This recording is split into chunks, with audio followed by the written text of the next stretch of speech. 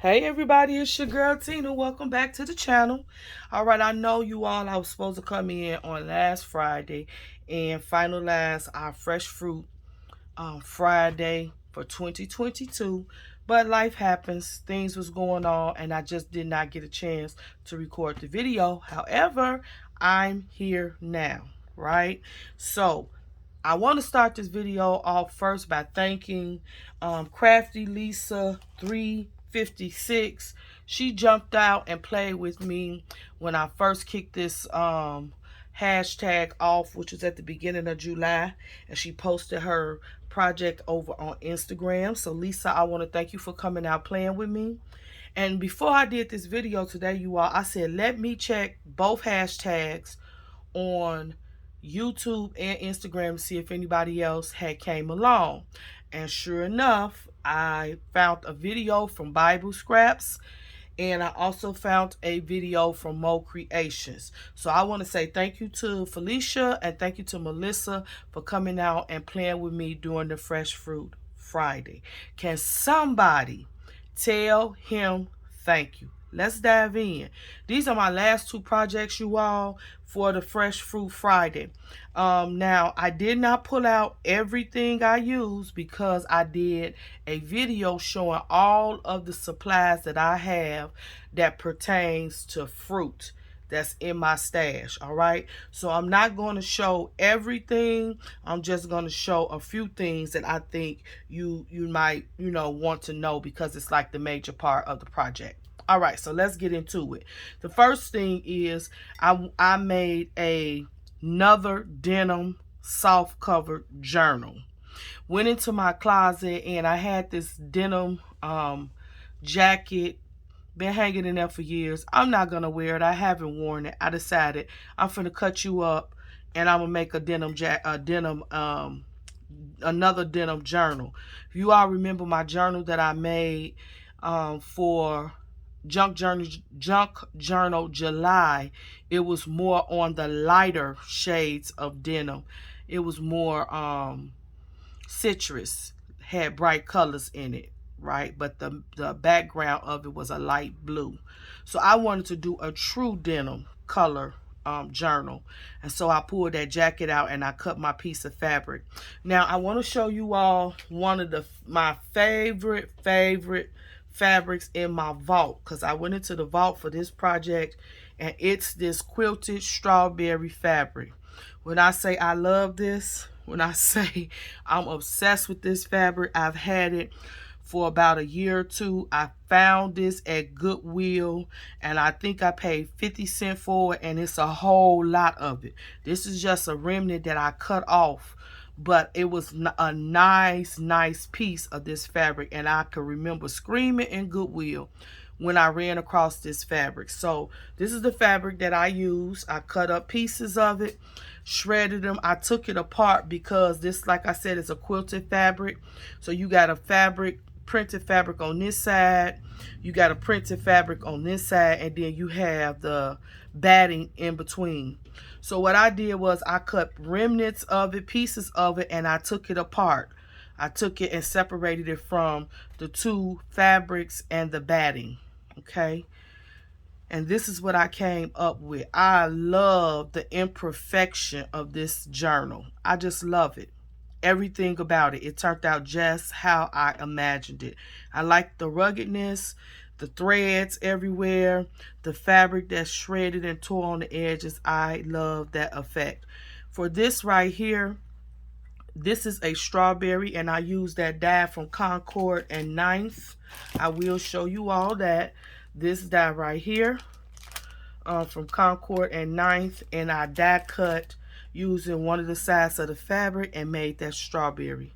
I really love it. Now, besides the strawberry fabric and the denim that I love this lime green thread. I think that lime green thread, you all, really brought this journal out. So I keep calling it a journal, but as you can see, it's a journal cover because Tina has not put the pages to make it a complete journal. And the reason why I have not, because I think I want to challenge myself when I use this journal cover to create the pages and then at the end bind them to the cover. I think I want to try to do that. I've never done that before. Usually I always put the pages and bind the pages to the cover and make it a journal, and then I just work page to page. But I think I want to challenge myself and see if I can create all of my pages, the journaling for whatever I'm going to do on those pages, and at the end bind it to the cover. I think that's what I want to do. And then at that point, I'll decide what type of closure I'll use, and the journal will be complete. I love it, you all. I really, really like it. All right, so my second project is I made a fruit book. Once again, I'm not going to show everything that I use because I did do that video, so you can refer back to my video. I'll make sure I link that video in the description box. But I do want to share the stamp that I used on the cover. This is a Hampton Arts 1995 stamp, red rubber. Love this stamp, and it just says fruit, pears, grapes, lemons, apples on both sides. And so on the front of my book, I stamped that. And what I use is, I use this fabric, just some fabric that I got from Joann's, been had in my stash for a minute. It's a cotton blend, but I can't think of the name, the word I'm looking for. I just can't think of it right now. But you all that know fabric can probably look and see what type of fabric this is. It's not a canvas, because I do have a piece of canvas. The canvas is a little thicker than this, a little sturdier than this, and it has a more of a wax feel. I cannot think of the name of this fabric, but this is the fabric that I use. Okay, and I went in and I stamped this on the cover. Now, I did a background, and lately I have just been using my scrapbook diaries stamps. These are background stamps, and I love brick walls, and so I've been using these two stamps lately.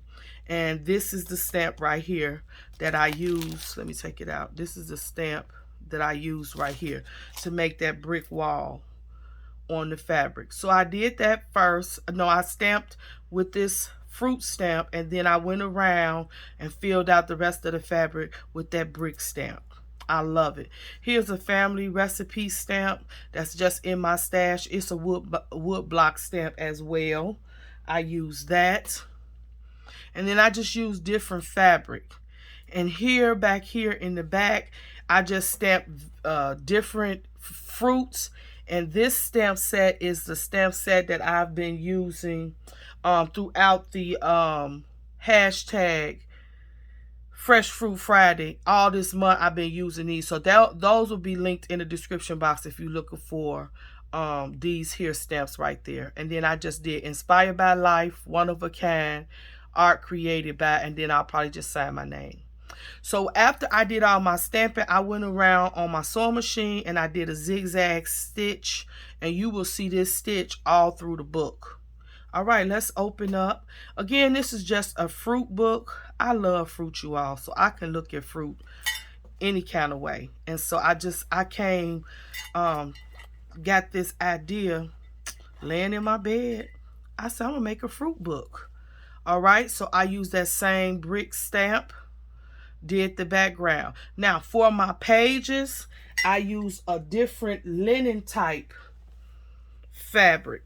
This is very light. This is a linen cotton. I think that's what it was called. Got this also from Joann's. Okay, and so that's what I use for the pages of the book. And I just use my different stamps. This is a stamp and die set that I have from Stamps of Life, these cherries.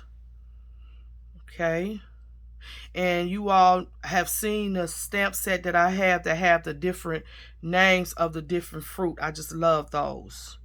All right, here's lemons, and this is a stamp set that was gifted to me. I don't know who was the designer or where it came from, but this was gifted to me some years ago. I've used this in previous videos as well. All right, here's the strawberry. This is the same strawberry from that Concord and 9th. I stamped that. And I just used a word background stamp, script stamp, and I used different color inks just to add extra interest. And as you can see, all my pages are lined with that black zigzag stitch. All right, here's my grapes. Now I have used this grape stamp a lot, and I can't think of the name of it right now, but I'll have it. It'll be in that video that shows all of my supplies. But here's the grapes, and I use some grape Sizzix. I don't have it here, you all, but I want to talk about it because I bought this. I did an order from Sizzix, had to be like 3-4 years ago, and these I think were 99 cents. And y'all know I buy all things purple. Had never tried this ink before. This is a pigment ink. Had never tried it. They are very, very juicy. So I got one in black and I got one in purple. And I pulled that purple out because my purples, the other 6 purples that I have, did not give me that crisp look. And I said, let me see about that Sizzix purple. I had never used it before. Pulled that thing out, and I tell you, it was juicy, and look what I got. I think this is the best impression. Is that the word? Why am I lost for words? The devil? I'm lost for words today. That's not the word I should be saying. Impression? Maybe it's impression that I got throughout this book. But I just love the richness of that purple. So those are grapes. The next page is a pear. Love, love, love this pear. Actually, and I use my Amuse Studio ink for the pear. I have a whole collection of Amuse Studios. At one time, I had every ink pad that they had because I was a consultant with them, a demonstrator, whatever they call their people at one time. And I had all of their inks, but I don't use them that much. I pulled it out and I love the way that this pear came out. So this is a stamp that I use often. All right, let's turn the page.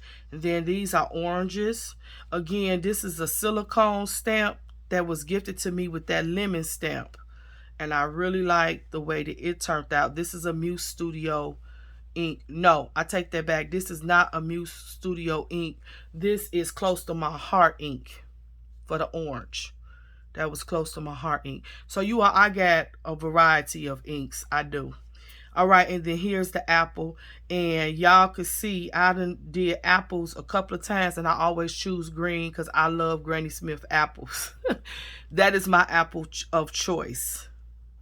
All right, and then last we have the watermelon, which this stamp is by Stamps of Life. All right, so I made this little cute little fruit book, you all. I really like it. And then when I bind it together, I use some of these buttons out of my stash. I wanted to make a little dangle. So this is what I did, representing all the different types of fruits. The oranges, the lemons, the grapes, the strawberry, watermelon, red. Yeah. And I thought that was cute. So, you all, these are my last 2 final projects for Fresh Fruit Friday. I had so much fun playing with my fruits. Tell me what you think. Give me a comment. And, yeah, hopefully next year, if it's the Lord's will, I'll be back with Fresh Fruit Friday 2023. You all can come out and join me. All right.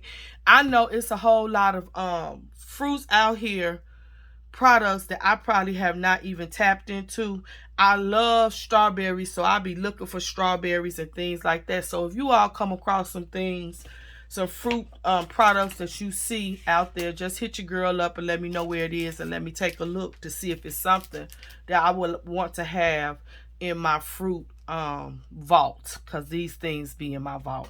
All right, I'm not going to keep y'all too long. Thanks for rocking with your girl. Continue to pray for me. And as always, I want you all to stay blessed and keep creating. And I'll see you on the next video.